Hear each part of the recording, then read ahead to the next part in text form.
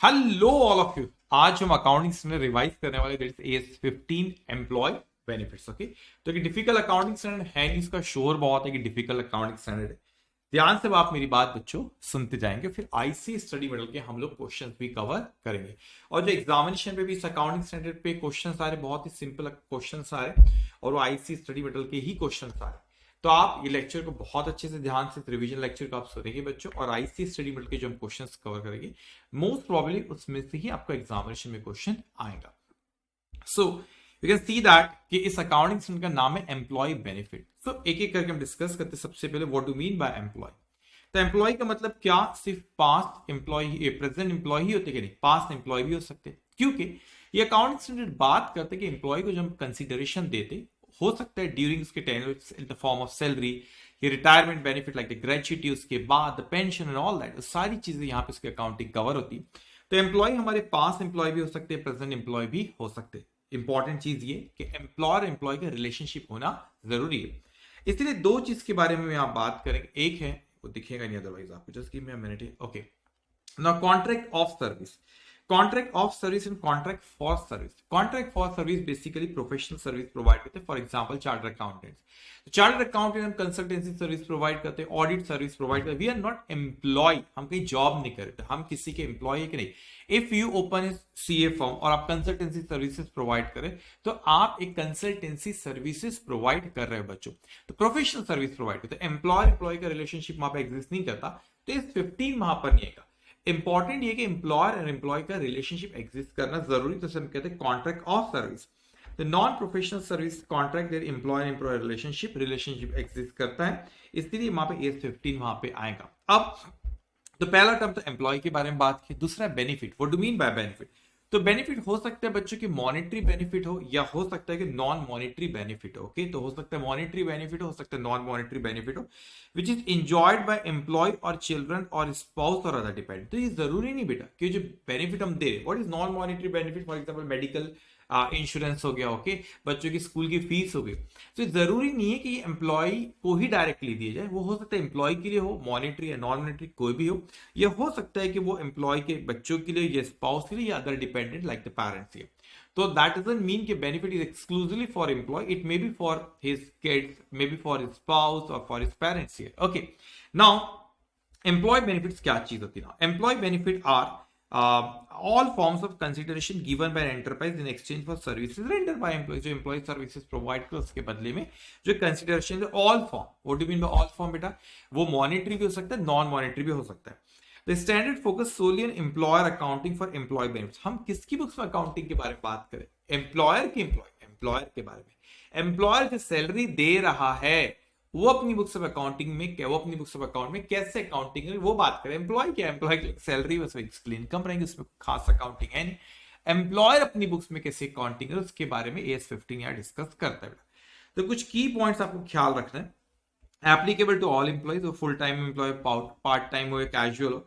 Benefits may be in cash और in kind, includes benefits for employees या उसके dependent जैसे कि स्पाउस हो गए, चिल्ड्रन हो गए या अदर्स हो गए। ना payment can be made directly to employees, हो सकता है कि पेमेंट हम एम्प्लॉय को दे रहे या उसके डिपेंडेंट को, to any other party. For example legal heir, nominees, insurance company बोले कि हम एम्प्लॉय का इंश्योरेंस निकालते तो हमने इंश्योरेंस कंपनी को पेमेंट कर दी, तो हो सकता है हम कोई थर्ड पार्टी को पेमेंट कर रहे। अब ध्यान से समझिए, इस अकाउंटिंग स्टैंडर्ड को 4 कैटेगरी में बच्चों हमने यहाँ पे बांट दी। कितनी कैटेगरी में बांटे बच्चों, 4 कैटेगरी में हमने इसको यहाँ पे बांट दी। पहला है आपका short term employee benefits, post employment benefits, other long term employee benefits and termination benefits. अब ध्यान से इसको समझना बेटे। शॉर्ट टर्म एम्प्लॉयमेंट बेनिफिट तो बहुत सिंपल है कि भाई जो एम्प्लॉय हमारे लिए काम करे उसके लिए हम उसको सैलरी पे कर रहे। अब पोस्ट एम्प्लॉयमेंट बेनिफिट तो जब एम्प्लॉय रिटायर हो जाता है उसके बाद हम उसे कुछ पेमेंट देते, इससे कहते हैं post employment benefit. For example gratuity, pension हो गई। तो यहां पे मेन कैलकुलेशन का यूज होता है। The reason is that here कि कोई एम्प्लॉय, हम अंदाजे से बात करते कि एम्प्लॉय हमारा 20 ईयर्स, 30 ईयर्स, 40 ईयर्स बाद, कुछ एज बाद वो रिटायर होगा। तो जब रिटायर होगा हमें उससे कुछ रिटायरमेंट बेनिफिट देना, फॉर एग्जांपल ग्रेच्युटी देना रहेगा, पेंशन देना रहेगा। ओके, अब वो बेनिफिट्स हमें आज नहीं देना, कई सालों बाद देना, तो यहाँ पे एस्टिमेशन आ जाता है। तो कैसे करेंगे उस चीजों के बारे में डाट हम लोग यहाँ पे कि जो हमें उस एस्टिमेशन उसके बारे में हम लोग यहाँ पे आगे डिस्कस करेंगे कि एक्चुअली यहाँ पे का इन्वॉल्वमेंट हो जाता है, और एक्चुअली हमें बताता है कि किस तरीके से उसका अकाउंटिंग, तो हमें एस 15 ही बताता, एक्चुअली बेसिकली वैल्यूएशन हमें करके दे, तो उसके बारे में आगे हम बात करेंगे। मगर पोस्ट एम्प्लॉयमेंट बेनिफिट जो होते हैं बच्चों, उसमें कैलकुलेशन हमारा ज्यादा होता है। द रीजन इज दैट क्योंकि पेमेंट को इमीडिएटली पे नहीं करो, हम एस्टिमेट करें कि क्या अमाउंट हमको देना है 20 ईयर्स, 30 ईयर, 40 ईयर, और कैलकुलेशन बहुत ट्रिकी होगा। द रीजन इज दैट, और वो हमारा उतना पार्ट नहीं है। बेसिकली एस 15 का फोकस है अकाउंटिंग पे, वैल्यूएशन का पार्ट है एक्चुअरी पे। ओके, तो अब क्योंकि द रीजन इज दैट यहाँ पे उसका जब वैल्यूएशन होता है, रीजन इज दैट है उसको बहुत सी चीजें कंसीडरेशन में लेना होता है कि भाई क्योंकि एम्प्लॉय कब छोड़ के जाएंगे हमें नहीं पता, हो सकता है जॉब छोड़ के चले जाए, उस वक्त कितने एम्प्लॉइज रहेंगे, कितनी सैलरी रहेंगी, क्या रेट से हम उनको ग्रेचुटी देंगे, क्या रेट से हम पेंशन देंगे, तो बहुत से कैलकुलेशंस वहां पे रहते हैं। अब आता है third, other long term employment benefit, मतलब क्योंकि रिटायरमेंट बेनिफिट तो नहीं और शॉर्ट टर्म भी नहीं। Third category long term, मतलब ये लॉन्ग टर्म, एक साल से एक साल के बाद हमें देना। फॉर एग्जाम्पल हमने कहा कि 5 साल का अगर आपका अच्छा परफॉर्मेंस है, will give you bonus there. So we are not giving them within a 1 year, we are going to pay after 1 year, and we are also not giving at the time of retirement. तो हम उससे कहते हैं other long term employ benefit. और last होता है termination benefit, अगर employ job छोड़ के चले जाए या उसे जॉब से निकाल दिया जाए तो पेमेंट जो करना है तो उससे कहते हैं टर्मिनेशन बेनिफिट। अब हम एक एक करके बच्चों यहाँ पे हमारा डिस्कशन शुरू करते, और सबसे पहले हम लोग यहाँ पे शुरू करते पहला शॉर्ट टर्म एम्प्लॉयमेंट बेनिफिट की हमको अकाउंटिंग कैसे करें, एक एक करके मैं आपसे यहाँ पे डिस्कस करते जाऊंगा। साथ में जो रेलेवेंट आईसी स्टडी मटेरियल के क्वेश्चन से बच्चों वो भी हम लोग यहाँ पे कवर करते जाएंगे। तो सबसे पहले हमारी कहानी शुरू करते हैं हम यहाँ पे, that is short term employee benefits. तो वो कहते हैं कि short term employee benefits are other than termination benefit. Termination मतलब उसके एक अलग से इसने बताया कि वो एम्प्लॉय जॉब छोड़ के चले जाए या हम उसको टर्मिनेट कर दे, तो हो सकता है विद इन ईयर ही चले जाए, ठीक है, उसकी अकाउंटिंग अलग बात करेंगे। तो short term employment are payable within 12 month, मतलब 12 महीने के अंदर पे करें after the end of the period in which service is render, तो उसने जो भी सर्विस प्रोवाइड करा। अब उस पीरियड के 12 महीने हम कंसीडर करेंगे, और मतलब एक साल के अंदर जो पेमेंट करें, this short term employment benefit. Very simple, जो सैलरी की हम जिस अकाउंटिंग करते हैं, salary account debit to salary payable account, okay, simple accounting. और if you paid the amount of salary account debit to cash account, तो यहाँ पे accounting treatment, accounting for these benefit is simple, no actual assumption. Actual assumption क्या होता है आगे बात करूंगा, क्योंकि लॉन्ग टर्म पेमेंट बाद में बहुत सालों बाद पे करना है, तो एक्चुअली एक्सपर्टाइज होता है उसमें कैलकुलेशन करने में, तो उसकी हेल्प हमको लेना होता है। तो इसमें क्या हेल्प लेना एक्चुअली की, वो तो भाई एक साल के अंदर ही पेमेंट करा, उसमें क्या खास वैल्यूएशन हमको कराना रहेगा, हमको we know that how much we are liable to pay them, so we'll just pass the entry. They say recognize the amount on accrual basis, जैसे आप आज तक करते हुए आए बच्चों। तो नॉर्मल एंट्री आप पास करेंगे, salary account debit to salary payable, और अगर आपने इमीडिएटली पे कर salary account debit to cash, अगर आउटस्टैंडिंग अमाउंट पे कर तो salary payable account debit to cash. Basic accounting जो आप आज तक करते हैं वही है। नाउ वो कहते हैं कि ब्रॉडली क्लासिफाइड इनटू 4 कैटेगरी में इसको यहाँ पे इससे बात की है। शॉर्ट टर्म एम्प्लॉय बेनिफिट, एक रेगुलर पीरियड पेमेंट हो सकती है, normal salary, short term compensated leave absence. अब होता है ना कि छुट्टी दी जाती है, उसके बारे में मैं नीचे बात करूंगा उसमें। अब बोलते छुट्टी दी जाती, कितनी दी जाती, साल में हमने बोले 15 डेज की लीव अलाउ है, उतनी अगर आपने ले ली तो ठीक है, नहीं ली तो हम उसको पेमेंट दे करेंगे या कैरी फॉरवर्ड हो जाती है नेक्स्ट से, उसकी अकाउंटिंग के बारे में बात करेंगे। प्रॉफिट शेयरिंग एंड बोनस, कभी कहते हैं कि हम प्रॉफिट का कोई हिस्सा या बोनस आपको देंगे if you are liable to pay within 1 year, that's a short term employ benefit. और non monetary benefit, for example medical care हो, आजकल बहुत सी कंपनी में लगभग कंपलसरी हो गई, इंश्योरेंस एम्प्लॉइज का निकालना रहता है, ओके, तो वो भी एम्प्लॉयर तो दे रहा है ना बेटे, एम्प्लॉयर तो पेमेंट उसकी कर रहा है, तो सारे के सारे शॉर्ट टर्म एम्प्लॉय बेनिफिट में आएंगे। The reason is that this amount will liable to pay, when I say liable to pay from the employer point of view, the accounting standard 15 बात ही एम्प्लॉयर के पॉइंट ऑफ व्यू से कर रहा है बेटा, we are liable to pay within 12 months, तो वो हमारे को शॉर्ट टर्म एम्प्लॉय बेनिफिट, इसकी अकाउंटिंग में कुछ भी रॉकेट साइंस नहीं है बेटा। अब अगर एक चीज आपने समझना, शॉर्ट टर्म कंपनसेटेड एब्सेंस क्या होता है, एक होती है अक्यूमुलेटिंग, एक होती है नॉन अक्यूमुलेटिंग। अब इसको हम समझते क्या चीज होती है कि भाई कोई एम्प्लॉय ने लीव लिया और वो कैरी फॉरवर्ड हो जाएंगी। अगर आपने फॉर एग्जाम्पल इस साल 15 दिन हम अलाउ करते, तो आप 15 डेज तक लीव लो, अगर आपने सपोज 10 डेज ही लिए तो रिमेनिंग 5 कैरी फॉरवर्ड हो जाएंगे। So carry forward for future is if not fully utilize during the current period, अगर आपने इस साल उसको सारी की सारी अपने करंट पीरियड में नहीं लिए, carry forward for the future is if not fully utilize in the current period. तो आपने करंट पीरियड में हमने बोले कि 15 दिन की छुट्टी ले लो, एम्प्लॉय ने बोला नहीं था, बड़ा मेहनती एम्प्लॉय 10 दिन उसने काम किया, 5 दिन और छुट्टी हम दे, सॉरी 10 दिन काम नहीं किया, 10 दिन की लीव दिया 10 डेज की, हमने बोला और 5 डेज की छुट्टी ले लो, बोले नहीं नहीं नहीं मैं तो काम करूंगा, नेक्स्ट ईयर कैरी फॉरवर्ड होती। अब दो चीज उसमें, वेस्टिंग और नॉन वेस्टिंग, वेस्टिंग में मतलब उसने बोला ठीक है वो 5 दिन जो मैंने काम कर लिया, जो कि छुट्टी लेना था मेरे को, उसके पैसा दे दो, ठीक है। उसके बोला एक काम करेंगे कि इंक्रीज द फ्यूचर कंपनसेट, अगले साल जो 15 डेज की छुट्टी जो वैसे अलाउ है, इस साल की 5 डेज की जो नहीं करा वो भी कैरी फॉरवर्ड कर दो, तो next year I have the 20 leaves, मतलब नेक्स्ट ईयर की 15 डेज है बेटा, इस साल की 5 डेज कैरी फॉरवर्ड होगी, ओके। अब एक होती है आपकी नॉन अक्यूमुलेटिंग, नॉन अक्यूमुलेटिंग मतलब अगर आपको बोल कि इस साल 15 दिन की छुट्टी ले लो तो ले लो, अगर नहीं ली तो कैरी फॉरवर्ड नहीं होगी, तो बोलता है do not carry forward, no liability और एक्सपेंस रिकॉग्नाइज। अगर बच्चों आपने ऑब्वियसली अगर वो आपने 15 दिन की छुट्टी थी, अगर आपने 10 दिन की छुट्टी ली, तो फिर उसको बची 5 की लायबिलिटी रिकॉग्नाइज ही नहीं करेंगे, क्योंकि कैरी फॉरवर्ड नहीं ली, अनलेस एब्सेंस ऑफ किया। अगर आपने छुट्टी ली तो बात अलग है बेटा, हमको तो पेड लीव है वो, तो उसके पेमेंट तो करना रहेगा, लेकिन हम उसका एक्सपेंस रिकॉग्नाइज जब तक नहीं करें, आई मीन अगर उसने 10 में से 15 दिन, सॉरी 15 में से 10, 50 out of 15 days, he work only for the 10 days, but the remaining 5 we can not carry forward to next year under the non accumulating, तो हो गए, खत्म हो गए, तो कोई कैरी फॉरवर्ड ही नहीं होने वाले, तो हम उसको अकाउंट करेंगे कि नहीं। अब बड़ी इंपॉर्टेंट चीज है यहाँ पे, वैसे इस पे क्वेश्चन ऐसे आईसी स्टडी मटेरियल पे दिए हुए नहीं ज्यादा, लेकिन आप लोग को एग्जामिनेशन पॉइंट से कैसे कौन से क्वेश्चन आएंगे मैं आपको बताऊंगा, इनको समझना बेटे। हम एग्जाम्पल में कहते प्रोडक्टिव एक इंसान 300 डेज काम करे, संडे डेज हटा दिया मैंने, अब 300 डेज में से हमने बोला कि 15 डेज की छुट्टी अलाउ है, तो 285 डेज वो काम करता, हमने सैलरी इसको दी, तो basically we are giving a salary for how many days है, 285 पेड लीव है, तो आपने दिए तो 285 की जो भी आपने यहाँ पे आपने पेड लीव, तो सॉरी 15 थी, तो 300 में से 15 डेज अलाउ थे, 15 डेज अलाउ थे बेटा, उसने लिया भी 15 दिन, तो उससे काम बेसिकली कितने दिन का है, 285 डेज, हमने सैलरी दी 285 डेज की बराबर अकाउंटिंग है। अब मैं कहता हूँ यहाँ पे 300 डेज उसके काम के टोटल थे, 15 दिन अलाउ थे, लेकिन सिर्फ 5 डेज ही लीव लिया, तो उसने 295 डेज उसने काम किया बेटा, मगर सैलरी तो 285 की दे रहा ना, क्योंकि 15 दिन अलाउ है, तो फिर 285 डेज जो बचते उसकी सैलरी डिसाइडेड रहती, 285 डेज में बांटते, लेकिन उसने 285 डेज काम नहीं किया बेटा, उसने 295 डेज काम किया, तो कितने दिन ज्यादा काम के, 10 डेज ज्यादा काम करा ना उसको, 15 डेज अलाउ, तो उसने 5 डेज ही लीव लिया, तो एक्चुअल में से काम के 295 डेज बेटा, तो उसने 10 दिन ज्यादा काम किया, तो अक्रूवल सिस्टम अकाउंटिंग की बात, तो मैं तो सैलरी 285 की दे रहा, 15 डेज लीव अलाउ है, जो बच जाता है उसी पे आपने सैलरी जो दे रहे, basically productively if you see that effectively are giving for the 285 days only, क्योंकि भाई 300 में से 15 दिन तो अलाउ है ना, तो 285 डेज जो बच रहे, जो हम salary they that will consider for 285 only, लेकिन मैंने काम 285 डेज किया कि नहीं, मैंने काम यहाँ पे 295, 10 दिन ज्यादा काम किया, तो 10 दिन का प्रोविजन क्रिएट करते, पीएनएल अकाउंट डेबिट प्रोविजन, तो 10 दिन की लीव आपने इस साल 295 डेज काम किया, तो आपने 295 डेज की ही सैलरी पीएनएल में अकाउंट करें।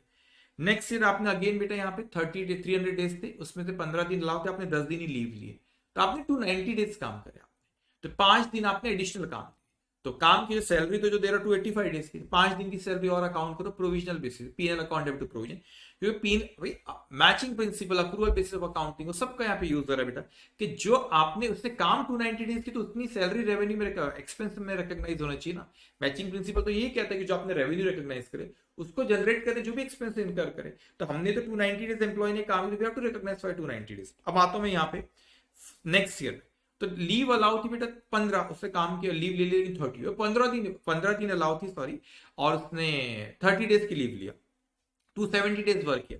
अब मैं तो बोलूंगा 270 डेज वर्क किया बेटा यहाँ पे, लेकिन यहाँ पर अगर देखा जाए तो मैंने तो सैलरी उसको 285 डेज की अब 275 की, उससे काम 270 डेज का किया बेटा, तो आपने जो पिछले 2 साल 10 डेज और 15 डेज की लीव अनएब्सॉर्ब थी, जो उसने यूज नहीं किया था बेटा, वो कैरी फॉरवर्ड हुई थी, अब आपने यहाँ पे अब आपने प्रोविजन में आपका 20 डेज की सैलरी है बेटा, अब उसको कैंसिल करेंगे 20 डेज को, the reason is that during the current year work for 270 days only बेटा, तो यहाँ पे क्या होगा आप देखोगे, यहाँ पे नेक्स्ट यहाँ पे इस साल में 285 था, माइनस से यहाँ पे 15 डेज की करूंगा तो 270 डेज की, तो यहाँ बराबर मैचिंग प्रिंसिपल का भी हम प्रॉपर फॉलो कर रहे हैं कि जितना हमारे लिए जितना उतने दिन काम के उतने दिन की ही सैलरी हमारे पीएनएल अकाउंट पे आ रही है बच्चों।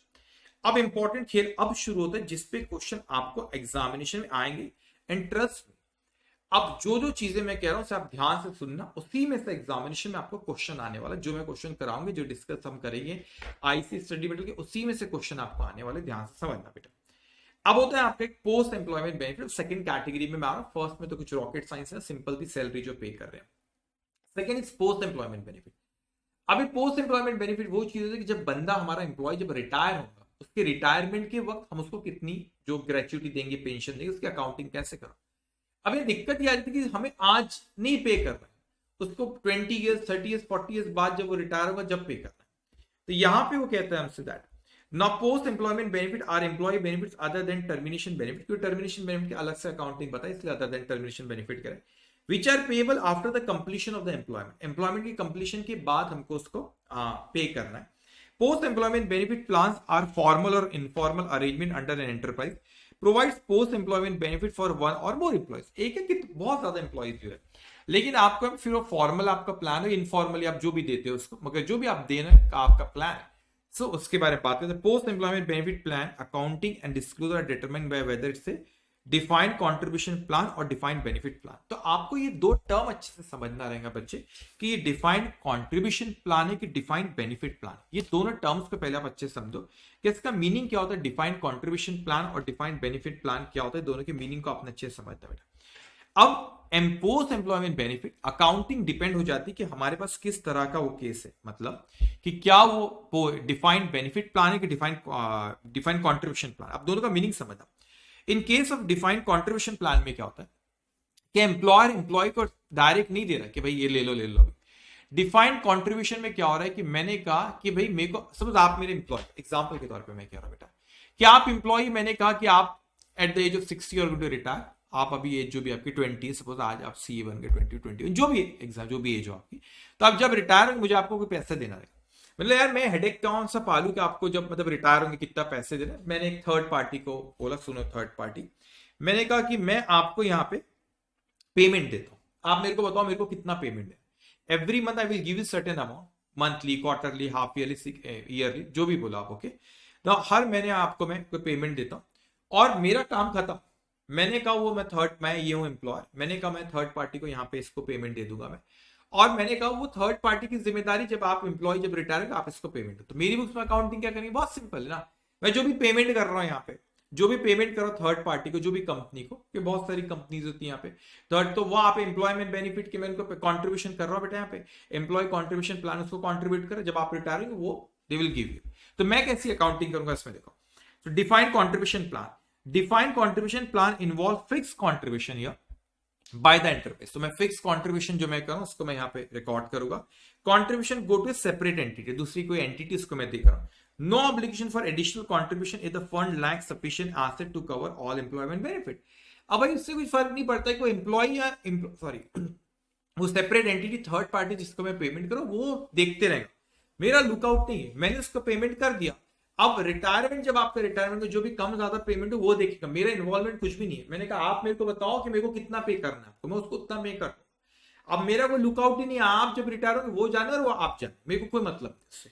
अकाउंटिंग ट्रीटमेंट बहुत सिंपल है यहाँ पर, क्योंकि मैं तो उसको पेमेंट कर दे रहा हूँ, तो मैं जैसी जैसी पेमेंट करूँ उसकी अकाउंटिंग पास करूंगा, एक्सपेंस टू कैश बोलूंगा। So yearly contribution should be recognized as what? Expenses in profit and loss account. तो P&L अकाउंट में एज एन एक्सपेंसेस उसको मैं यहाँ पे क्या कर दूंगा बच्चों, उसको रिकॉग्नाइज कर दूंगा। ओके, ये बड़ा सिंपल था ये तो। अब आता है हमारे defined benefit plan. What is this defined benefit plan बेटा? मैंने कहा नहीं यार थर्ड पार्टी को नहीं देता, आप जब रिटायर होंगे तो मैं ही आपको पेमेंट करूंगा, लेकिन अभी से मुझे कंजर्वेटिज्म अप्रोच है बेटा, मेरे को आपको पे करना, मेरे को अभी से उसको रिकॉग्नाइज करना शुरू करना पड़ेगा, ठीक है। अब एट द सेम टाइम मैं उसको PNL account debit provision, PNL provision मैं उसकी एंट्री पास करूंगा बेटा, क्योंकि मेरे लिए एक्सपेंस है और liability because I am liable to pay you in future. मगर एट द सेम टाइम दो चीज करूंगा, मैं प्रोविजन भी क्रिएट करूंगा, I am going to pass entry profit and loss account debit provision for employee benefit, whatever name we call it. अब मगर at the same time बेटा मैंने बोला एक्चुअल में जब आप रिटायर होंगे पैसा कहां से लाऊंगा, प्रोविजन क्रिएट करने से काम नहीं होता बेटा, पैसा मैं कहां से लाऊंगा जब आप रिटायर होंगे बेटा। तो मैंने कहा कि मैं at the same time I will do the investment as well, क्योंकि मैं थर्ड पार्टी को नहीं दे रहा हूं। अगर मैं थर्ड पार्टी को दूं तो थर्ड पार्टी फिर आपको दे देंगे रिटायरमेंट, वो डिफाइंड कॉन्ट्रीब्यूशन प्लान में होता है। डिफाइंड बेनिफिट प्लान में मैं थर्ड पार्टी को नहीं पे कर रहा हूं। डिफाइंड बेनिफिट प्लान में बेटा मैं क्या कर रहा हूं कि मैं खुद यहाँ पे कहीं इन्वेस्ट, क्योंकि मैं प्रोविजन तो क्रिएट कर रहा हूं, PNL account debit provision for employee benefit, लेकिन जब आप रिटायर होंगे एक्चुअल में पैसे देना है, जब कहां से पैसा लाऊं, तो मैं इन्वेस्टमेंट भी करते जाऊंगा। तब आप देखोगे मैं कैसे यहाँ पे मैं इसको शो कर रहा, तो मैं यहाँ पे कहता है that defined benefit plans are post employment benefit other than defined contribution plan. Contribution ना थर्ड पार्टी को, मैं खुद कर रहा हूं। Now कैसे accounting treatment for defined benefit plan. Present value of the defined benefit obligation at the balance sheet date, okay. तो आपका जो भी ऑब्लिगेशन है for any amount I am liable to pay, तो उसका आज की प्रेजेंट वैल्यू, अब यहाँ पे प्रेजेंट वैल्यू क्यों आ जा रहा है बच्चे, कि I am not liable to pay today, I am to liable to pay after 10 years 20 years 30 years whatever, मगर जनरल एग्जाम में 5 साल से ऊपर नहीं देंगे आपको, ठीक है। तो उसका present value what I am minus any unamortized past service cost, what is past service cost unamortized पे मैं आगे बात करूंगा, minus here the fair value at the balance sheet date of the plan asset for direct settlement of obligation. Obviously, suppose मैं कहता हूं कि today the present value I am liable to pay is coming 10 lakh. Okay, but I have done certain investment. What is their value? I say 8 lakh here. So net I am liable to pay 2 lakh here. Because मैंने liabilities 10 lakh I am liable to pay you. अब मैं उसमें से यहाँ पे जो मैंने investment कर रखा हूं आपके लिए उसकी फेयर वैल्यू लूंगा, तो I am liable to pay suppose 10 lakh और at the same time I have done the investment as well, that fair value is coming 8 lakh. How much net I am liable to pay 2 lakhs here. तो उस तरीके से इसको net off करके basically show करते. तो in case of defined benefit plan बेटा I am liable to pay you, मगर आज नहीं, आज जब आप रिटायर होंगे जब, तो मैंने कहा जब whatever I am liable to pay उसके आज प्रेजेंट वैल्यू मैं लिखूंगा अपनी लायबिलिटी, तो मैंने उसकी लायबिलिटी लिखा, और जो भी मैंने उसके लिए मैं इन्वेस्टमेंट भी करके रखूंगा, जब एक्चुअल में जब मैं आपको पे करूंगा तो उसकी वैल्यू मेरे पास रहना चाहिए, एक्चुअल में जब आपको पे करूंगा मेरे पास पैसा रहना चाहिए, तो मैंने इन्वेस्टमेंट कर रखा हूं, तो उसकी मैं फेयर वैल्यू लेता हूं कि आज उसकी क्या मार्केट वैल्यू. Suppose की market value is coming 8 lakh and I'm liable to pay you suppose 10 lakh here. How much the net is going to show? The 2 lakh is liable to show as a payable. The net amount show करें. Don't worry about minus any unrecognized past service cost. Unrecognized past service cost क्या उसके बारे में आगे मैं आपसे बात करूंगा, वो आगे आएगा. ओके, तो नेट अमाउंट अपने को शो करें.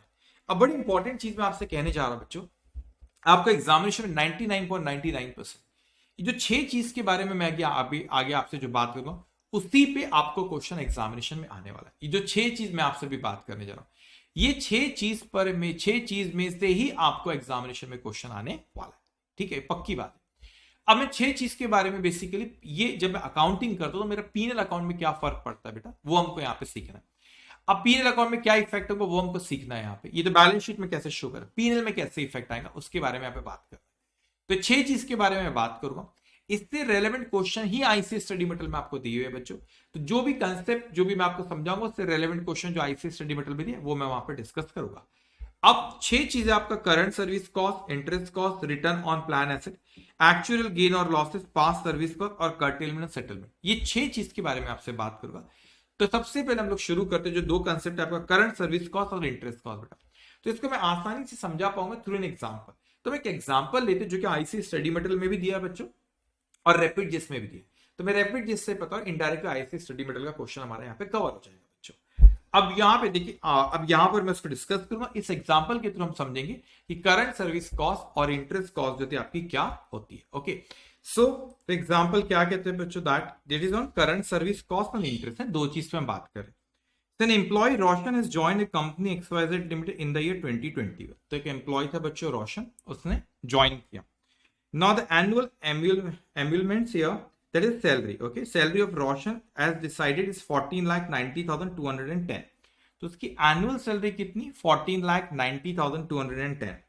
The company also has a policy of giving a lump sum payment of 25% of the last drawn salary of the employee for each complete year of service. अब ध्यान से अच्छे समझना बेटा, कंपनी की पॉलिसी थी यहाँ पे कि वो लमसम पेमेंट एक देते थे, दैट इज रिटायरमेंट बेनिफिट, जो कि 25% होती है, जो भी लास्ट सैलरी जो भी ड्रॉन किया उसका 25% और फॉर ईच कंप्लीट. सपोज 5 साल काम किया तो 5वें साल के एंड में उसकी सैलरी कितनी थी बेटा, उसका 25% लो, and for the 5 months will just multiply by the 5 years. मतलब पर एनम कैलकुलेट करेंगे आखिरी साल का, मल्टीप्लाई बाय द 5 years.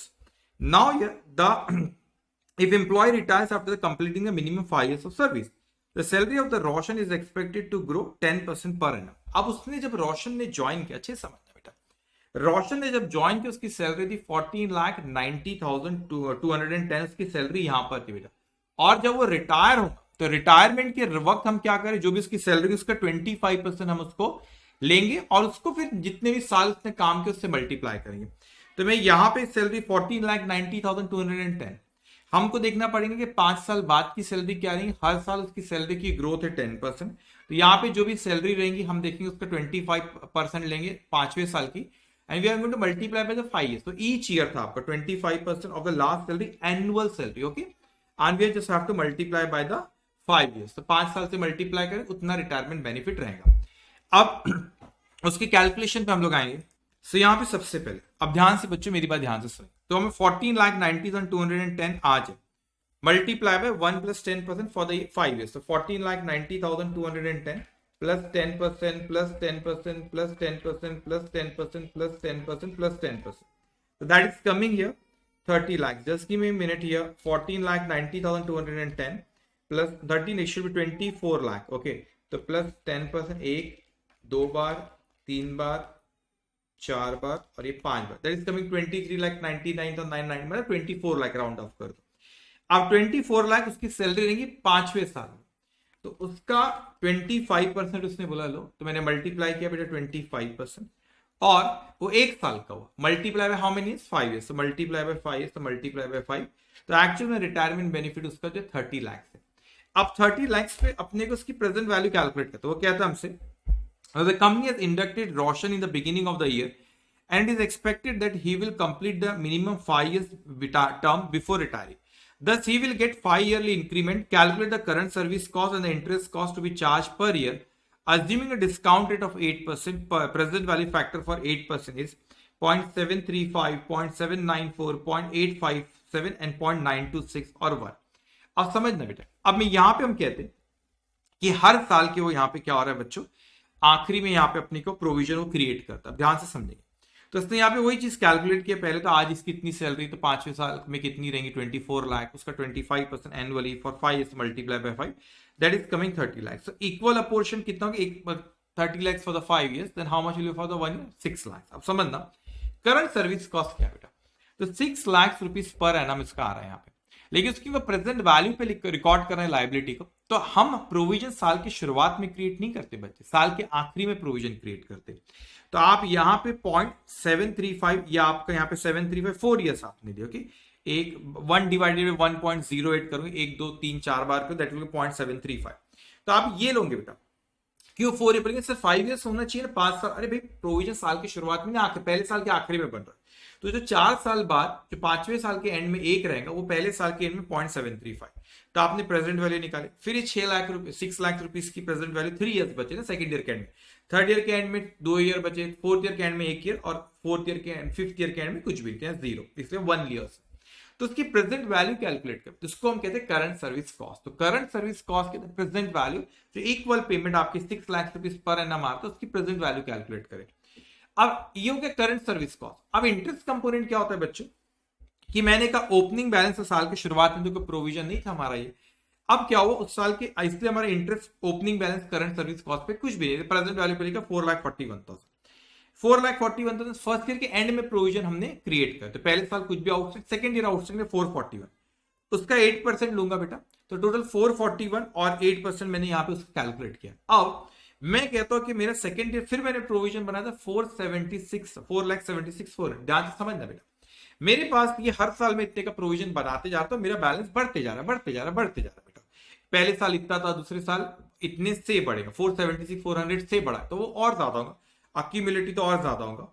अब क्या हुआ यहाँ पे, अब यहाँ पर मैं सेकंड ईयर में आपने इतने का फिर प्रोविजन, तो क्लोजिंग बैलेंस से कैसा है, बेसिकली जो बैलेंस है आपका B plus C, that is here, इस साल का आपका बी तो ये ओपनिंग बैलेंस है बेटा, इस साल का आपने इंटरेस्ट को रिकॉर्ड करे, अनवाइंडिंग ऑफ डिस्काउंट कहते हैं, पीनल अकाउंट डेबिट प्रोविजन 35,280, और इस साल और प्रोविजन करंट सर्विस कॉस्ट का ये बना है, तो तीनों की टोटल इतनी है।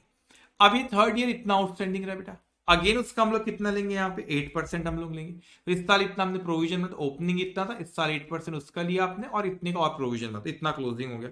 फिर ये फोर्थ ईयर में हुआ, फिर उसका 8% लेंगे बेटा, इतने का प्रोविजन हमने फिर और इंटरेस्ट पे तो बनाया, इतने का प्रोविजन हमने और बनाया, तो इतना हमारे पास हो गया at the end of the fourth year. फिर फिफ्थ ईयर में उसका 8% लेंगे और आपने 6 लाख और प्रोविजन बनाए, तो इतना क्लोज, तो क्लोजिंग इज 30 लाख ही आपका क्लोजिंग, आपका कितना है बच्चों, 30 लाख। ओके, अब आपका करंट सर्विस कॉस्ट क्या था, आपने जो 6 लाख रुपए इक्वल अमाउंट है उसका आपने प्रेजेंट वैल्यू आपने निकाले, प्रेजेंट वैल्यू वो था करंट सर्विस कॉस्ट। इंटरेस्ट क्या है, जो भी आउटस्टैंडिंग अमाउंट है उस पर interest calculate, unwinding of discount हम इसे कहते हैं। तो एग्जामिनेशन में आपको हो सकता है ऐसा क्वेश्चन आ जाए बच्चों, इसमें ना आपको यहाँ पे क्वेश्चन बैंक में, अगर आईसी के क्वेश्चन बैंक में अगर देखो यहाँ पे, तो उसमें employee of Roshan, illustration number 9 same वही है, ओके, मैंने उसके पास रैपिड इसमें समराइज कम वर्ड्स में लिखा, सेम वही चीज आप सेम वही उसने यहाँ पे करा, वही इंटरेस्ट का कैलकुलेशन, सेम सेम वही चीज है आपका जो हमने यहाँ पे रैपिड जिसमें दिया बेटा। ओके, जो यहाँ पे रैपिड जिसमें दिया वही सेम चीज हम वहां पर बात करें। ओके, नाउ तीसरा कंसेप्ट जो मैं आपसे बात कर रहा हूं, मैंने पहला और दूसरा आपसे बात किया, कौन सी बात की आपसे, करंट सर्विस कॉस्ट के बारे में बच्चे यहाँ पे बात किया और इंटरेस्ट कॉस्ट के बारे में बात किया। अब थर्ड आता है return on plan asset. What is this return on plan asset? अब ध्यान से अच्छे से समझेंगे। इस पे आईसीए ने कुछ पिछले टाइम आई थिंक क्वेश्चन पूछा है और आरटीपी मॉक टेस्ट पेपर में मैंने ऑब्जर्व किया इस पे क्वेश्चन जो बहुत सिंपल है।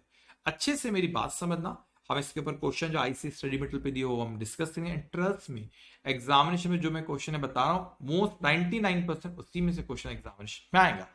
अब हम एक कंसेप्ट पे आते हैं that is return on what plan asset. तो क्या कहते हैं रिटर्न ऑन प्लान एसेट? हमने कोई इन्वेस्टमेंट भी तो कर रहे हैं कि एम्प्लॉय जब रिटायर होगा उसको पेमेंट करना रहेगा हमको, तो हमने प्रोविजन तो ठीक है, करंट सर्विस कॉस्ट इंटरेस्ट हम उसको बना रहे, अकाउंटिंग तो कर रहे, पीएल में लेकर जा रहे सारी चीजें, लेकिन at the same time we have to do certain actual investment, क्योंकि जब एम्प्लॉय रिटायर होगा तो बच्चे उसको हमको पेमेंट करना रहेगा। तो दो तरह के रिटर्न होते हैं आपके, expected return and actual return. ध्यान से समझना, इस पे क्वेश्चन आएगा और पिछले अटेम्प्ट में कोई आया भी कि आपने जो प्लान एसेट करे उस पर जो भी आपको परसेंटेज क्वेश्चन में देगा कि उतना रिटर्न एक्सपेक्टेड है, तो दैट इज आपका वो return expected return and it should be credited to PNL. Why it should be credited to PNL मैं आपको बताऊंगा आगे। एक होता है एक्चुअल रिटर्न। अब एक्चुअल रिटर्न को हम समझते हैं इस कैपिटल अकाउंट के through, it will help you. तो कैपिटल अकाउंट, कैपिटल के क्रेडिट बैलेंस होता है, हम ओपनिंग बैलेंस यहां लिखते हैं। कोई कॉन्ट्रीब्यूशन ओनर करता है तो वो बढ़ जाता है कैपिटल उसका, और ड्रॉइंग्स करता है तो उसको हम डेबिट करते हैं, और प्रॉफिट ऑफ द कैपिटल बढ़ता है तो क्रेडिट करेंगे, और क्लोजिंग बैलेंस आता है। कैपिटल अकाउंट है basically, increase in capital should be credited, decrease in capital should be debited. तो बेटा हमने यहाँ पे क्रेडिट करे ओपनिंग बैलेंस, कॉन्ट्रीब्यूशन आया बड़ा, प्रॉफिट से बढ़ गया, डेबिट करे माइनस। अब इसी से अब एक्चुअल में एग्जामिनेशन में जो आपको क्या आएगा, रिटर्न ऑन प्लान एसेट पूछा, इसके थ्रू कनेक्ट करने की मैं कोशिश करूं, it will help you to understand. मुझे नहीं एक्चुअल रिटर्न ये फाइंड आउट करना, तो कैसे निकाल सकता हूं? तो आपको एग्जामिनेशन में सारी फिगर देगा बच्ची भी, और ये निकालने के लिए पूछेगा बेटा। ओके, अब देखो क्या होता है।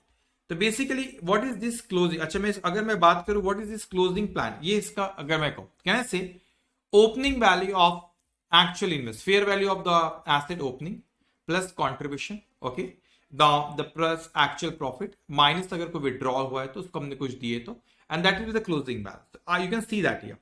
तो आप देखोगे fair value of plan asset equals to the fair value of the plan asset को ओपनिंग, ये ओपनिंग प्लस कॉन्ट्रीब्यूशन, तो add contribution towards plan, correct. Now add actual return on plan asset, तो add actual return on plan asset minus benefit अगर कोई pay करता तो less benefit, तो closing आ गया। लेकिन आपको एग्जामिनेशन में क्लोजिंग नहीं पूछता बेटा, ये पूछेगा बच्चे। तो इसको कैसे निकालेंगे अपन?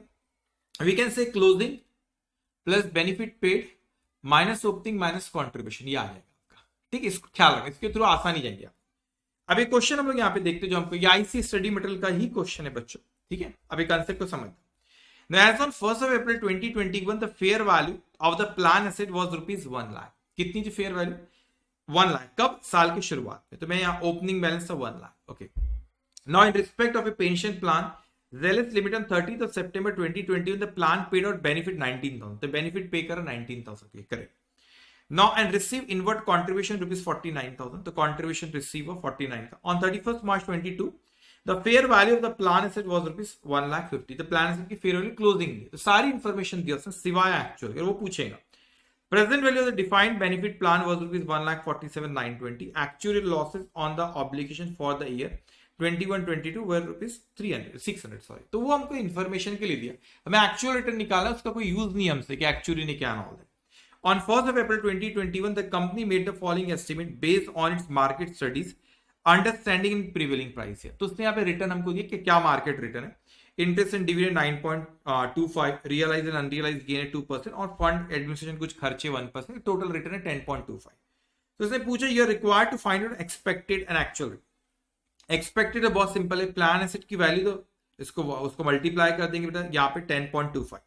तो एक्सपेक्टेड रिटर्न ओपनिंग कितना था आपके पास? 1 लाख आपके पास ओपनिंग था बेटा फेयर वैल्यू, उसको मल्टीप्लाई कर दो 10.25। अब आपने कॉन्ट्रीब्यूशन उसने किया 49 और उसने विड्रॉल किया 19, दोनों 30 तो सितंबर को किया, तो नेट इफेक्ट ले लोगे आप, तो 30,000, आप 30,000 के यहाँ पर उसका 10.25% लेंगे फॉर 6 मंथ, क्योंकि वो 30 तो सितंबर को हो रहा है। ओके, नाउ 6 मंथ का भी यहाँ पे लेंगे, दैट विल कम 1538, और ये ना कंपाउंडिंग इंटरेस्ट से भी कैलकुलेट कर सकते हैं, लेकिन ऑल्टरनेटिव ऐसा भी कर सकते हैं, आईसीए दोनों अलाउ करते हैं, उसके स्टडी मटेरियल में लिखा हुआ है। तो आप कंपाउंडिंग इंटरेस्ट से ना करते सिंपल वे में इस तरह कैलकुलेट करेंगे। तो यहाँ पे बच्चों से देखो कॉन्ट्रीब्यूशन कब किया उसने 30 सितंबर को, विड्रॉल भी 30 सितंबर को उसने किया है। तो यहाँ पे समझना बेटे 49,000 एंड 19,000, 49,000 का कॉन्ट्रीब्यूशन 30 सितंबर, तो 6 में उसके अगर 1 लाख तो बेटा पूरे साल आउटस्टैंडिंग उसका हटा दो। अब जो 49,000 था वो 30 सितंबर को और 19 का बेनिफिट पे करते, नेट उसके बाद उसका कितना कॉन्ट्रीब्यूशन हो 30 सितंबर को नेट हुआ उसका कॉन्ट्रीब्यूशन 30,000, तो 30,000 का 10.25% 6 मंथ्स के लिए इतना है। अब एक्चुअल रिटर्न आपने ख्याल रखना, इसको अपन निकाल सकते हैं बच्चों, ये सारी फिगर्स तो लिख लिया हमने। So if you want to find it out this closing plus, तो क्लोजिंग कितना कैलसी में टाइप करता हूं, closing is 1,50,000, so 1,50,000 is closing plus benefit paid plus ये 19,000 plus 19,000, now minus here 1 lakh minus 1 lakh की ओपनिंग है, माइनस कॉन्ट्रीब्यूशन 49 माइनस 40, तो आप बेसिकली बैलेंसिंग फिगर ही निकालना है आपको, दैट इज कमिंग 20,000। तो देखो यहाँ पे 20,000 आ गया, ठीक है। तो अपने को कैपिटल अकाउंट के थ्रू बच्चों आसान नहीं जाएगा, तो मैंने इसके थ्रू समझा, ये आपको पूछता है हमेशा, ठीक है। लेकिन फॉर्मूला भी वहां पे लिखा हुआ आप लोग का रैपिड जिसमें, and trust me it will help you to revise multiple times. Exam के पहले 2 दिन में आप उसको ना 3 बार रिवाइज कर सकते पूरी रैपिड जिसके, पूरे एडवांस अकाउंट के रैपिड जिसके through, it will help you. सारी चीजें वहां पे बहुत अच्छे तरीके से लिखी हुई है, ओके। तो इसके ऊपर भी आईसी स्टडी मटेरियल में क्वेश्चन दिया, मैंने यहीं पे कवर कर लिया, ओके। ये पे दिया हुआ है आपका सेम क्वेश्चन, ओके डन। अब हम लोग आते हैं यहाँ पे नेक्स्ट जो कंसेप्ट अब हमको यहाँ पे पढ़ना है बच्चों, दैट इज एक्चुअल गेन और लॉस। होता क्या है, ये हम बड़ी बड़ी बातें करते हैं, fair value of asset, present value of the liability and all that, ठीक, लेकिन वो वैल्यूएशन कैसे करूं, वैल्यूएशन भाई मैं तो अपनी अकाउंटिंग कर रहा हूं, लेकिन मेरे को इतना नॉलेज नहीं है, और हम चार्टर्ड अकाउंटेंट को इतना नॉलेज नहीं है कि 60, अब मैं बोलता सॉरी 30 ईयर्स 40 ईयर्स बाद जो पे करूं उसकी वैल्यू कितना पे करूं, एस्टिमेट कैसे करूं। हमारा वैल्यूएशन, हमारा एक्सपर्टाइज एरिया उतना नहीं है बच्चों, हम ऑडिटिंग है, अकाउंटिंग है, टैक्सेशन, ये हमारा एक्सपर्टाइज एरिया। वैल्यूएशन वाला पार्ट तो एक्चुअली को रिस्पॉन्सिबिलिटी दी जाती है और एक्चुअली उसका वैल्यूएशन करेगा, हमें नहीं करना है, एक्चुअली बताएंगे हमको। तो अब क्या होता है कि प्लान लायबिलिटी बेटा एक हमारी है कि हमको how much you liable to pay, उस पर हम एस्टिमेट करते हैं। प्लान एसेट है इन्वेस्टमेंट, अब क्या होता है एक्सपर्ट का हम ओपिनियन लेते हैं, एक्चुअली कहते हैं, एक मॉडल वो फॉलो करता है PUCM, that is projected unit cost model, जो का आपको नहीं पढ़ना है, हमारी जिम्मेदारी है एक्चुअली करता है। और एक्चुअली क्या कहता है, एक्चुअल में हमने क्या कर रखे, उसका डिफरेंस जो होगा उससे एक्चुअली गेन और लॉस कहते हैं। फॉर एग्जाम्पल मैंने लायबिलिटी रिकॉर्ड किया 10 लाख, एक्चुअली कहता है 12 लाख, तो there is actually loss of 2 lakh, क्योंकि मेरे को 2 लाख से और लिखना पड़ेगा, समझ में आ रहा है। तो गेन भी हो सकता है, मैंने लायबिलिटी रिकॉर्ड किया 10 लाख, एक्चुअली बोलता नहीं 9 लाख, तो भाई कम बोल रहा है, तो हमको लायबिलिटी कैंसिल, तो गेन हो गया आपका, ठीक है। तो आपका जो भी difference, what is this difference, जो आप एक्चुअली क्या कहता है और हमने क्या करे, ये डिफरेंस होगा आइदर एक्चुअली गेन और लॉस, तो वो पीएनएल में ही जाता है। तो एक्चुअली गेन और loss book value of plan asset and liabilities minus actual valuation of plan asset और लायबिलिटी, हमने जो लिख रखे और एक्चुअली ने क्या बोलता है, तो अकॉर्डिंगली जो भी कम ज्यादा करना रहेगा वो फायदा या नुकसान है। अगर लायबिलिटी मेरी नेट लायबिलिटी सपोज 10 लाख, वो बोलते हैं नेट लायबिलिटी 12 लाख, तो 2 लाख से और लिखना है, तो it's a loss, not PNL to provision. हमने नेट लायबिलिटी लिख रखी 10 लाख, एक्चुअली बोलता 9 लाख, इट्स देन गेन, क्योंकि हमको 10 से 9 पे लाना, जो एक्चुअली भैया बोलेंगे वो करेंगे। नाउ अकाउंटिंग ट्रीटमेंट, तो यहाँ पे the difference between expected return actual return on plan asset is treated as actual gain और लॉस। तो एक्चुअल में क्या होता है कि हमने यहाँ पे ना जो एक्सपेक्टेड रिटर्न एक्चुअल रिटर्न में भी जो डिफरेंस आएगा, एक्सपेक्टेड रिटर्न है क्या एक्सपेक्ट करे, एक्चुअल क्या है, वो रिटर्न जो भी डिफरेंस है उसको भी एक्चुअल गेन और लॉस ही कहते हैं बेटा। तो एक्चुअल गेन और लॉस पीएनएल में ही जाते हैं, इसीलिए मैंने यहाँ पे कहा था कि एक्सपेक्टेड रिटर्न एग्जाम्पल क्या कहता है कि 1 लाख आ रहा है, एक्चुअल आ रहा है 80,000, तो वो पूरा 1 लाख ही पीएनएल में जाएगा, क्योंकि जो डिफरेंस आ रहा है ना एक्सपेक्टेड रिटर्न एक्चुअल रिटर्न में, उसको भी एक्चुअल गेन और लॉस ही कहते हैं, वो भी रिटर्न भी पीएनएल में जाता है। तो एक होता है एक्चुअल गेन और लॉस एसेट लायबिलिटी की बात करें, हमने कितने पे लिखे और एक्चुअली भैया कितने पे बोलते, और एक यहाँ पे गेन और लॉस की चर्चा हो रही है, एक्सपेक्टेड रिटर्न कितना और एक्चुअल रिटर्न कितना है, जो डिफरेंस है उसको भी एक्चुअली गेन और लॉस ही कहते हैं। तो 2 अलग चीज है, एक हमने एसेट लायबिलिटी कितने पे लिखे और एक्चुअली भैया कितने पे बोलते हैं, डिफरेंस भी आइदर गेन और लॉस। एक हमने एक्सपेक्टेड रिटर्न और एक्चुअल रिटर्न, हमने एक्चुअल रिटर्न कितना लिखा और एक्सपेक्टेड रिटर्न एक्चुअल में कितना था, जो भी डिफरेंस है that will also call actual gain और loss, okay. Now accounting treatment वही immediate recognize in the profit and loss account as income और एक्सपेंस, ओके। तो हमने यहाँ पे कितनी चीजों के बारे में बच्चों बात कर ली, यहाँ पे 4 चीजों के बारे में यहाँ पे बात किया। एक आपका करंट सर्विस कॉस्ट, इंटरेस्ट आपका, रिटर्न ऑन प्लान एसेट हमने देख कैसे, वो फॉर्मूला याद रखना फेयर वैल्यू वाला, और उसके एक्चुअल गेन और लॉस जो भी हो that will also go to profit and loss account. अब हम लोग आते हैं यहाँ पे दो कंसेप्ट हमको समझना, इसके ऊपर कुछ क्वेश्चंस भी दिए हुए, पास सर्विस कॉस्ट और कर्टेलमेंट पे शायद दिया हुआ है, और सेटलमेंट क्या होता है। तो what is this pass service cost, ध्यान से आप समझेंगे। अब मैं कहता हूं यहाँ पे कि सपोज यहाँ पे हमारे कोई इंप्लॉई हमने एस्टिमेट करके 30 ईयर्स उसकी लाइफ है, ठीक है। अब 30 ईयर्स लाइफ है, 12 साल बीत गए, हमने एक प्लान प्रपोज करे। अब 12 साल बीत गए तो 12 साल में हमने वैसी अकाउंटिंग करे बच्चों जैसे हम सोचते हुए आए थे, उसके अकॉर्डिंगली हमने उसकी अकाउंटिंग हमने करे बच्चों। अब 12 साल चले गए और 12 साल के बाद हमने कुछ प्लान में चेंजेस लाए, और प्लान में चेंजेस हो सकते हैं कि हमने न्यू डिफाइंड प्लान लाए, या चेंजेस मोर एम्प्लॉइज हायर हो गए, मतलब प्लान में कुछ चेंजेस है कि हमने कहा कि बेनिफिट ज्यादा दो, ग्रेचुइटी पेंशन दे दो और ज्यादा दो, पैसा ही पैसा है, मैंने कहा हमारे पास है तो उसको ग्रेचुइटी दो, पेंशन दो, हमने कहा क्या उसको और दो बच्चों। तो हमने वो ग्रेचुइटी को और पेंशन को बढ़ा दे, ये हमने कहा कि नंबर ऑफ एम्प्लॉइज और ज्यादा बढ़ गए, तो हमारे प्लान में कुछ चेंजेस आ गए बेटा, यहाँ पे एडिशन हो रहा है, तो हमने एडिशन हो रहा है, लेकिन पास में तो हमने उसको नहीं लिखे थे, जितने एम्प्लॉइज थे उसके हिसाब से लिखे पास में जो बेनिफिट हमने डिसाइड करे उतने ही बेनिफिट हमने दिए। अब हमने बेनिफिट भी बढ़ा दिए और क्या बढ़ा, यहाँ पे कॉन्ट्रीब्यूट बेनिफिट भी बढ़ा दिए, ये एम्प्लॉइज भी बढ़ गए, तो हमारे प्लान में चेंजेस आ गए। तो क्या पास में जाके हमको चेंजेस करेंगे, आंसर ना जो पास में हो गया वो हो गया।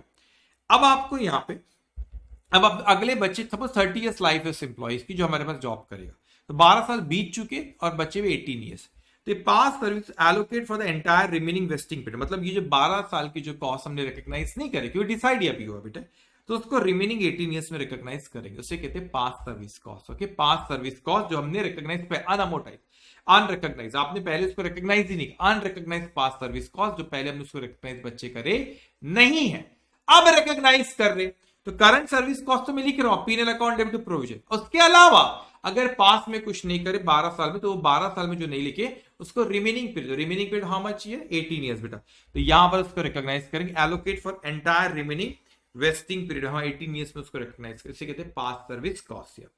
तो देखो हम इसकी एंट्री क्या पास करेंगे, पास सर्विस कॉस्ट की PNL account debit to provision account, ठीक है, तो profit and loss account debit to provision account, इसकी एंट्री हम लोग यहाँ पे पास करें। अब देखो हमसे क्या कहता है उसकी अकाउंटिंग ट्रीटमेंट, वो हमसे यहाँ पे क्या कह रहा है, ध्यान से आप मेरी बात सुनेंगे बच्चों। वो हमसे कहता है यहाँ पे दैट या now a new defined benefit being proposed, changes in the plan entitle more employees to benefit under the plan or enhancing benefit for existing employees under the plan।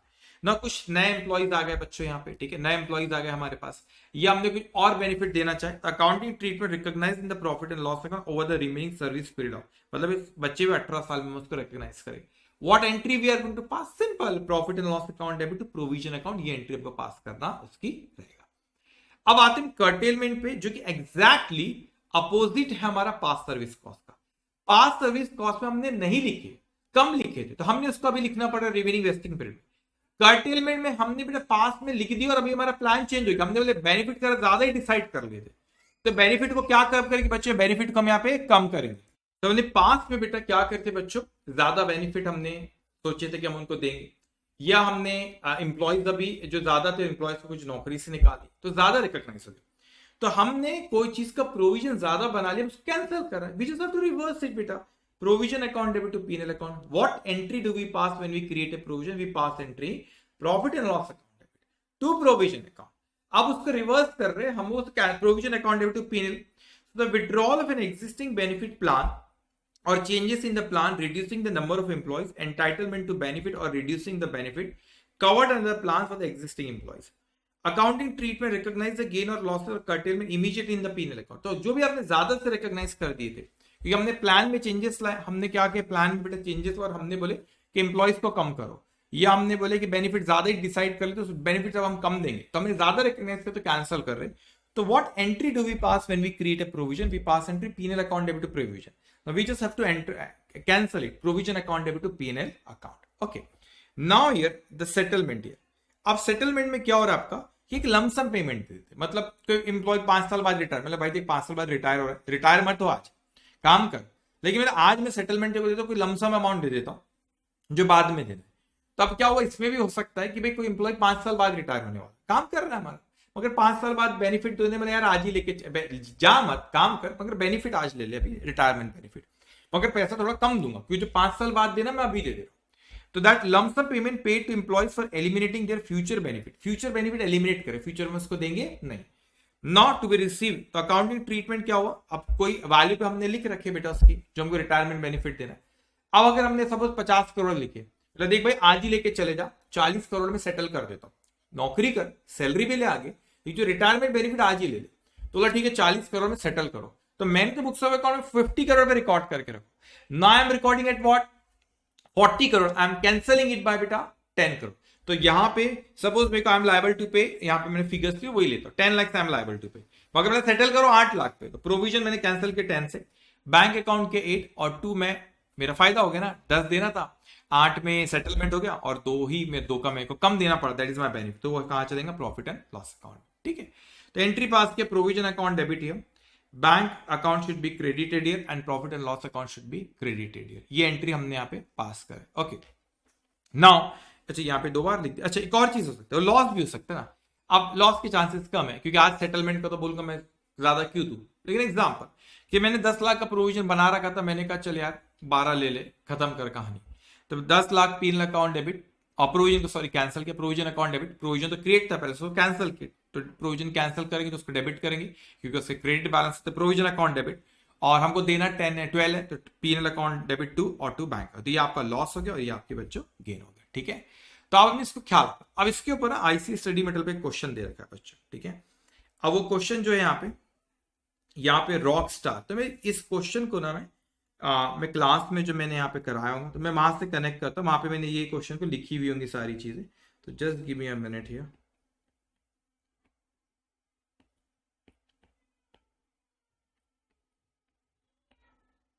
एक सेकेंड देंगे मुझे। ओके हाँ ये सामने ही है।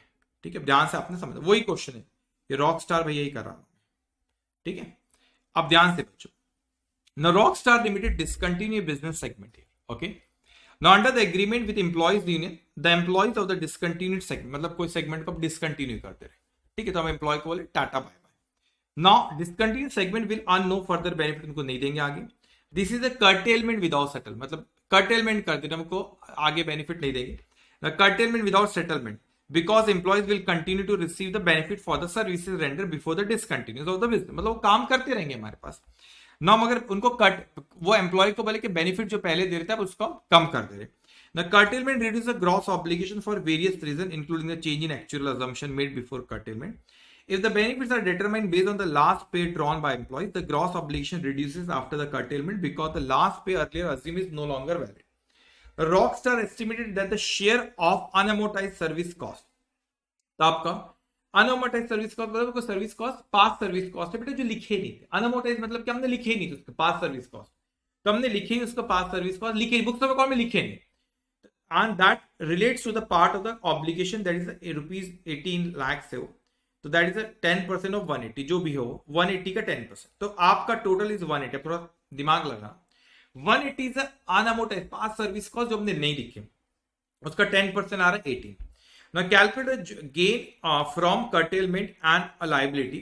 घबराना पता, easy question समझाता हूं अभी। Calculate the gain for curtailment and liability after curtailment to be recognized in the balance sheet of Rockstar on the basis of given information. अब समझ रहे, immediately before the curtailment, gross obligation estimated 6,000 based on current actuarial assumption. The fair value of the plan asset on the date is estimated 5,100. The unamortized past service cost 180 and the curtailment reduces the obligation by 600 which is 10% of the gross obligation. अब ध्यान से मेरी बात समझना कि उसका effect क्या पड़ रहा है। कैलकुलेट गेन पूछा इसने, कर्टेलमेंट पे क्या गेन हो रहा है और लायबिलिटीज ने पूछा कितनी। ध्यान से मेरी बात समझना बेटा, मैंने बोला कि कर्टेलमेंट में गेन कितना और उसको समझते। अब कर्टेलमेंट हो रहा है 10% का, मेरा ऑब्लिगेशन कितना, मैं जो चीज बोलूंगा बहुत ध्यान से समझना। मैंने कहा कि मेरा ऑब्लिगेशन कितना है, टोटल थे 6,000 का ऑब्लिगेशन, मैंने लिख रहा हूं यहाँ पे कहीं लिखा 6,000, ये टोटल ऑब्लिगेशन 6,000। अब मैंने कहा कि उसमें कर्टेलमेंट 10% का कर्टेलमेंट मतलब टाटा बाय बाय, ठीक है, तो कर्टेलमेंट का बेनिफिट कम करो, तो 6,000 का 10% होता है 600। आई थिंक ये भी कहीं पे दे रखा है 600 अलग से, ये डी पॉइंट में कर्टेलमेंट रिड्यूस 600 दिया, तो मेरा रिड्यूस इन ऑब्लिगेशन 600 से मेरा ऑब्लिगेशन कम हो जा रहा है ड्यू टू कर्टेलमेंट। करेक्ट, ठीक है सर, लेकिन ये लिखा ऑब्लिगेशन इज 600, लेकिन मैंने टोटल 180 को लिखा ही नहीं था ऑब्लिगेशन को, अनअमोर्टाइज पास सर्विस कॉस्ट, तो कोई सर्विस कॉस्ट थी जिसको लिखा ही नहीं था मैंने बेटा, तो सर्विस कॉस्ट थी 180 जो लिखा ही नहीं बुक्स ऑफ अकाउंट में, तो इसमें से 10% बिलोंग्स टू द कर्टेलमेंट वाला। देखो टोटल मैंने सर्विस कॉस्ट जो बुक्स ऑफ अकाउंट में लिखा ही नहीं बच्चे, तो 10% का कर्टेलमेंट हो तो इसका 10% दैट इज कमिंग 18। तो टोटल ऑब्लिगेशन, ग्रॉस ऑब्लिगेशन, ये ग्रॉस ऑब्लिगेशन बच्चे कितना, gross obligation is how much, 600। लेकिन 600 में से 18 मैंने लिखा नहीं, सिर्फ कर्टेलमेंट की चर्चा मैं आपसे कर रहा हूं। तो टोटल 6000 था, उसका 10% है मेरा कर्टेलमेंट, तो कर्टेलमेंट 600। ऐसी पास सर्विस कॉस्ट है 180 जो मैंने नहीं लिखा बेटा, सर्विस का कॉस्ट थी जो अनअमोर्टाइज सर्विस कॉस्ट, मतलब जो लिखा नहीं, अनअमोर्टाइज जो आपने पीएल में नहीं गया, अनअमोर्टाइज सर्विस कॉस्ट थी 600, सॉरी 180 जिसमें कर्टेलमेंट को रिप्रेजेंट करता है 10%, दैट इज कमिंग 18। तो 18 लिखा ही नहीं ना मैंने, तो फिर बेटा कैंसलेशन, जो चीज लिखे नहीं कैंसलेशन का सवाल ही नहीं उठता। तो 600 मैंने था टोटल, उसमें से 18 लिखा ही था, एक्चुअल में मैंने लिखा हूं 582 which is related to curtailment बेटा, तो वो मैं कैंसिल करूं, तो there is a gain of provision account debit to PL. तो I am going to pass entry, when I create a provision we pass entry profit and loss account debit to provision account, but when we cancel the provision we are going to pass entry provision account debit to P&L. So I am going to credit to P&L account by 582, there is a gain for me. What happened here, I record first of all what is the gross obligation which is related to curtailment, which is a 600, but out of 618 I have not yet recorded in my books of account. It means how much I've recorded in books of account related to curtailment, this is 582. But when there is a curtailment, I'm not liable to pay this because I'm reducing the benefit here. So if there is a provision of 582 which I have recorded in the books of account that I'm not liable to pay in future, I'm to cancel it. What entry I'm to pass when I'm to cancel it? Because when we create a provision, we pass entry profit and loss account debit to provision account. When I'm going to cancel it, I'm going to pass entry provision account debited to P&L account. This entry I'm going to pass. Okay, so what is going to happen, we debit it to provision account and we credit it to profit and loss account. Okay, तो मैंने यहाँ पे बच्चों, तो ये मेरा gain हो गया 582। अब हमसे यहाँ पे उसने और पूछा कि लाइबिलिटी कितनी बैलेंस शीट में अपीयर होगी, तो बेटे ग्रॉस ऑब्लिगेशन की पहली बात करते हैं। तो 6000 में से 600 तो चले गया वो कर्टेलमेंट वाला, तो 6000 में से मैं ऐसे भी लिख सकता हूँ, 6000 में से मैं कहता हूँ 6000 में से मैं कहता हूँ 600 तो उसको हटा दो, तो यार है 5400। उसी तरह अनअमोर्टाइज जो था आपका टोटल था 180 बेटा, 180 में से एक सेकेंड, 180 में से कर्टेलमेंट वाला 18 आपने एडजस्ट कर चुके, तो कितना बच रहा है 162, ये लिखे ही नहीं बेटा। तो 5400 में से 1 कितना आ रहा है 62 हट जाएगा, क्या आ रहा है मेरे अमाउंट, अच्छा 5238 हमारा आ रहा है बच्चों, और उसमें से 5238 आ रहा है आपका, और आपकी एसेट की आपने उसमें से अनअमोर्टाइज सर्विस कॉस्ट माइनस करते, और उसमें से हमने माइनस करे बच्चों, और आपकी एसेट कितनी है उसको माइनस करें, नेट अमाउंट बताना होता है, fair value of the asset 5100, तो इसमें से 5100 अपन यहाँ पे माइनस कर लेंगे बेटा, दैट विल कम हियर 138, तो यहाँ पे कहीं 138। ओके, तो आप इसका नेट ही बताते, अगर मैं रैपिड जिससे आपको बताऊं बच्चे, तो यहाँ पर आपको दिखेगा, यहाँ पर मैंने बोला था बाद में बात करता हूं मैं, तो प्रेजेंट वैल्यू ऑफ द यहाँ पे ऑब्लिगेशन देखो, माइनस आपने पास सर्विस कॉस्ट है इसका माइनस करे, फेयर वैल्यू ऑफ एसेट इसको भी आपने क्या करे बच्चे यहाँ पे माइनस, तो यहाँ पर मैंने पास सर्विस कॉस्ट को भी माइनस करा, और जो आपकी fair value of the asset उसको माइनस, इतना net amount we are liable to pay, simple बेटा, डन। तो इसी के साथ हमारी सारे क्वेश्चन जो थे यहाँ पे ये क्वेश्चन थी, बाकी थ्योरी वाले दिए, मेन क्वेश्चन ये थे बच्चों आपके। और अब आपके यहाँ पर मैं अब आऊँ रैपिड, जिसमें जो कंसेप्ट में को और जो आपको कुछ बताना बचा है, यस वो आपका अब यहाँ पे, अब ये सिंपल है। अब नेक्स्ट आपसे कहता है अदर लॉन्ग टर्म, तो 4 कैटेगरी में बटा था बेटे, short term, retire, post employment और अदर लॉन्ग टर्म बेटा। अब यहाँ पे कहता है कि benefit excluding the post employment benefit, post employment benefit की बात होगी, वो कॉन्ट्रीब्यूशन प्लान है कि डेफिनेट प्लान, उस पर डिपेंड करता है, और टर्मिनेशन बेनिफिट अभी आगे हम देखेंगे बेटा। Not following to wholly within 12, जो 12 महीने में नहीं दे रहा उसके बाद 12 महीने में दे रहा तो शॉर्ट टर्म हो जाएगा बेटा, after the end of the related service cost. Now accounting treatment, recognize liability in the net of present value of the obligation minus here बेटा the fair value of the plan asset, तो net effect वैसे ही अपने को पता ना, तो इसको भी प्रेजेंट वैल्यू पे लिखते अपन obligation, the reason is that ये लॉन्ग टर्म है क्योंकि। ओके, अब यहाँ आते हैं टर्मिनेशन बेनिफिट। अब टर्मिनेशन बेनिफिट दो चीज हो सकती है कि एम्प्लॉय खुद ही छोड़ के भाग गया, ओके, फिर वॉलंटरी रिटायरमेंट कहते हैं, और एक उसको निकाला गया नौकरी से, तो यहाँ पे कहता है termination benefit are employee benefit provided in exchange for the termination of an employees employment as a result of entities decision. तो भाई एंटिटी नहीं सोचा, निकालो इसको, to terminate an employee benefit before the normal retirement, suppose 60 years में उसको retire कर, उसके पहले उसको एंटिटी नहीं बोला, उसको निकालो। ये एम्प्लॉय डिसीजन, एम्प्लॉय ने खुद बोला मैं ही चले जाता हूँ। तो एक्सेप्ट ऑफर ऑफ बेनिफिट, बोले कुछ दे दो, जो देना दिलाना मैं ही छोड़ के चले जाता हूँ। Now, accounting treatment termination benefit are recognized by an enterprise as a liability and as expenses only when the enterprise has, वो क्या कह रहा है बच्चे यहाँ पे, ए डिटेल फॉर्मल प्लान में ऑब्वियसली होना चाहिए कि भाई रिटायरमेंट बेनिफिट प्लान हम दे रहे, आप टर्मिनेट मतलब प्लान वॉलेंटरी रिटायरमेंट कहते हैं कि भाई जिन जिनको नौकरी छोड़ के जाना चले जाओ, इसका प्रॉपर प्लान होना और रिलायबल एस्टिमेट हम कर सकते हैं। अब कुछ नोट आपने ख्याल रखना, termination benefit due with in 12 month, तो उसको ना नॉर्मल है ओवरऑल बेसिस पे कह रहा है कि अगर कोई 12 महीने के अंदर जो देना उसको अनडिस्काउंट, मतलब उसको प्रेजेंट वैल्यू पे कैलकुलेट नहीं कर रहा है। टर्मिनेशन बेनिफिट जो 12 महीने के बाद होते हैं बेटा, जो पे करना उसको आप डिस्काउंट रेट क्वेश्चन में आपको देगा। वॉलेंट्री एग्जिस्ट होता है तो मेजर एक्सपेक्टेड, तो आपको ध्यान में कितने एम्प्लॉय एक्सपेक्टेड है नौकरी छोड़ के जाने चाहते, अनसर्टेनिटी एक्सेप्टेड रिजल्ट, कितने लोग नौकरी छोड़ के जाना चाहते, अनएक्सपेक्टेड हमको नहीं पता, तो ऐसे कंटीन्यूअल लायबिलिटी बताना पड़ेगा, how much you are liable to pay continual liability, because we are not certain how many employees going to leave the job और वॉलेंट्री रिटायर में जाना चाहते हैं बच्चों। ओके, तो ये 4 तरीके में से जो मैंने आपको क्वेश्चन करा 99% उसी में से क्वेश्चन आपको आएगा। अब यहाँ पे बच्चों ये हमने यहाँ पर देखे, कुछ में देखे जो ये आपके जो, हाँ एक और क्वेश्चन यहाँ पे ध्यान रखेंगे बेटा। Now if Omega Limited belongs to the engineering industry, the company receive an actual remuneration for the first time for its pension scheme which reveal a surplus of 6 lakh, तो सरप्लस हो गया तो एक्चुअल गेन हो गया 6 लाख का, तो ये 15 का इमीडिएटली रिकॉग्नाइज इन पीएनएल, तो it wants to spread the same over the next 2 year, सब नहीं चलता कि अगले 2 साल में एडजस्ट करूंगा ना, इस साल गेन हुआ recognise in the PNL gain को। Now by reducing the annual contribution of 2 lakh instead of 5 lakh, अच्छा वो कह रहा है हमको टोटल गेन हुआ 6 लाख का, तो ये बोलता है कि अगले 2 साल में हमका एक्चुअल में कंट्रीब्यूशन हमारा 5 लाख, तो वो कहता है कि 3 ऐसे एडजस्ट करेंगे तो हम 2 पे लिख लेंगे, तो ये जो हमारा 6 है ना बेसिकली वो कहता है कि अगले 2 साल में 3 करके एडजस्ट करेंगे, ऐसा नहीं चलता, ये गलत है। इसको अभी gain immediately PNL, actual gain और लॉस जो भी इमीडिएटली पीनल में बताना होता है बेटा। Now the average remaining life of the employee is estimated 6 year, you are required to advise the company on the following items from the viewpoint of finalization of account, taking note the mandatory accounting standard, that is AS 15 कहता है कि जो भी actual gain और loss होता है we have to recognise in PNL account immediately, ठीक है, तो उसका वो गेन इमीडिएटली करेंगे। 7th हमने कर चुके हैं बच्चों, 8th हमने यहाँ पे कर चुके, ठीक है। अब 9th भी वो रोशन वाला था जो रैपिड डिस्प्ले जो कर चुके, ठीक है, इसमें से ही मोस्ट प्रॉब्ली क्वेश्चन आपको आएगा, बाकी थ्योरी वाले दे रखे बेटा। अब इसके जो एमसीक्यूज है मैं आपको यहीं से हम लोग कर लेते हैं question bank. Okay just give me a minute here. Okay अब ध्यान से आप मेरी बात समझ नॉट शॉर्ट, वही है जो आपका आईसी स्टेटमेंट, इससे ज्यादा यहाँ पे देंगे। Gratuity and pension should example हो, वुड एग्जाम्पल हो, कब हम देते बेटे ग्रेचुटी और पेंशन, हम कब देते बच्चों यहाँ पे, जब रिटायरमेंट की बात है ना, तो ये शॉर्ट टर्म में नहीं, लॉन्ग टर्म में नहीं, पोस्ट एम्प्लॉयमेंट बेनिफिट है बेटा। ओके तो post employment benefit is answer.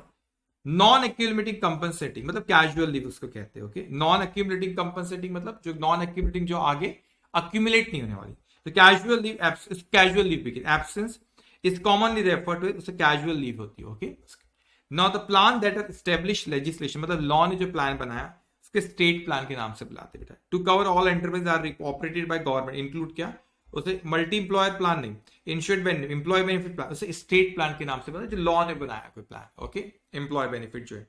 Now best estimate of the variable to determine the eventual cost of post employment benefit is what, देखो एस्टिमेट करते हैं ना, तो एग्जांपल हम क्या होता है एक्चुअल एजम्पशन, अब एस्टिमेट करते हैं कितना how much you liable to pay, तो हम एस्टिमेट करना हमारे लिए थोड़ा मुश्किल है, तो एक्चुअल को हम बोलते हैं कि आप बताओ एक्चुअल भैया आपके हिसाब से कितना होगा, तो एक्चुअल एजम्पशन हम लेते हैं।